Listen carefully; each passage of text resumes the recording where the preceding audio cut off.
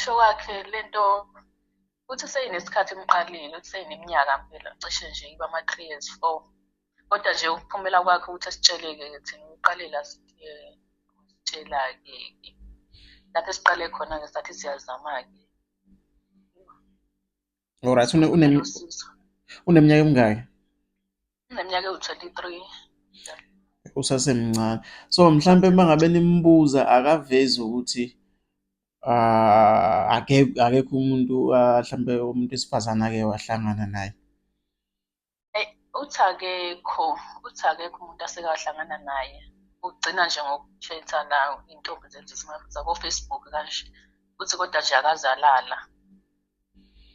So lento mangabe mhlampe ni-check-a nina abantu abadala mhlampe mhlampe kuvuvukele or mhlampe uyisimo esikanjani nje ukubeka esithombeni. Wena mawubheka kuvuvukele kuyabuya kuyancipha kwesinye isikhathi lapho kusuke kumvuke khona kuyavuvukala-ke kubonakala bese kukhulu. Mhlampe ngaba kukhulu kangakanani mhlampe ukukalekisa nje. Shangazi ungalinganisa ngani? So mangabe Orange nje, orange. Oh, Orange. Kuba kukhulu Okay. Lapho usuke ngasakhoni-ke nokuhamba kahle, suke sehamba nje. Ubone ukuthi kunento ekhona la ngaphansi. Okay, usafunda esikolweni? Akasafundi, uqedile esikolweni. Alright, so lento imehle iyenzeke kuyena lo esephumile esikolweni. Yenzeke sesesikoleni ngoba uthi seyinesikhathi imphethe. Futhi nje yena ukuvela nje ukuthi asitshele-ke ilapho esezwa khona ukuthi lento lena i-serious yabona. Yeah. Ebeyethule nje sonke lesikhathi ebeyethule engasitsheli. Yo.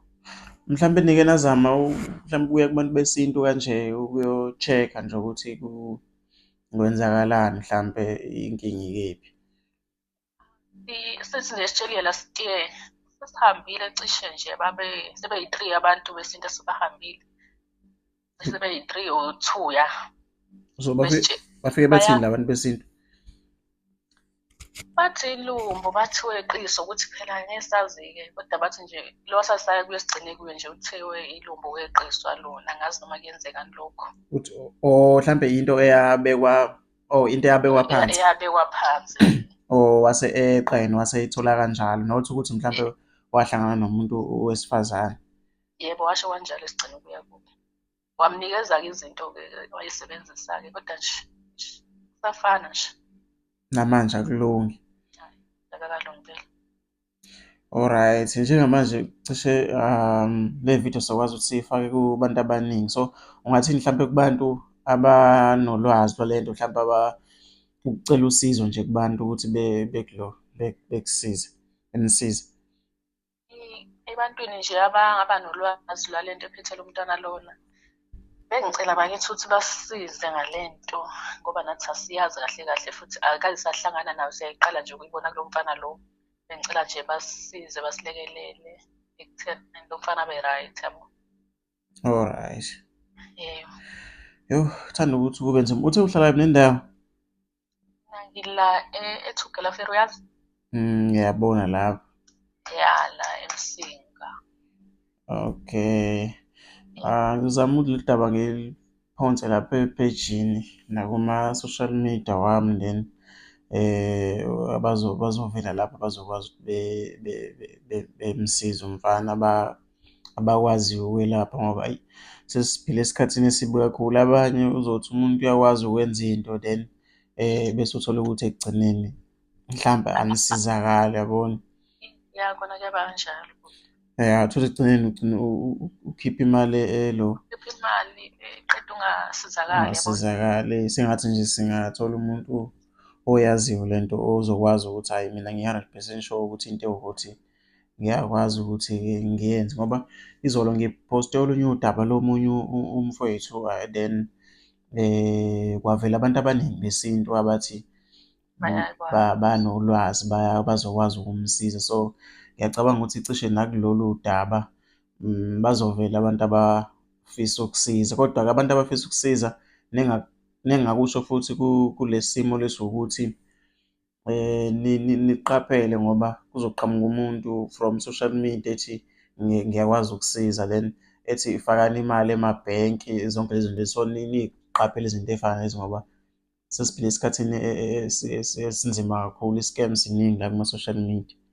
Yebo. So uma kuqhamuka nje umuntu ethi ucela ukuthi esize kodwa uma ngabe sekhuluma ukuthi fakani iy'mali emabhenki, ningayivumeli leyo. So lolu daba ngizokwazi ukuthi ngiliphablishe lapha ku-YouTube naku-Facebook page futhi bazokwazi ukuthi belibone abantu.